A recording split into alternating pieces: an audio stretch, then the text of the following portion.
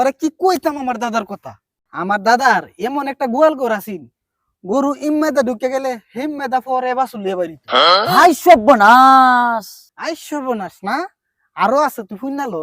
থাম থাম থাম, তোরটা থাম, আর আমারটা শুনলো আমার দাদা যে কি আসিন। আরে বেটা, আমার দাদার একটা কুড়া আসিন, এত বড় কুড়া আসিন বেটা। এই কুড়া দেয়া আমার দাদা প্রতিদিন আসমানে তারা পারতো।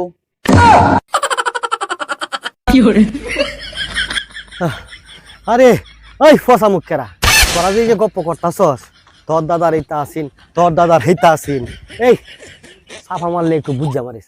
তোর দাদা যে কুড়া আসিন, প্রত্যেকদিন যে আসমানের তারা পারতো, এই কুড়া তোর দাদা থইতো কই, আমার একটু বুঝা। কে রে?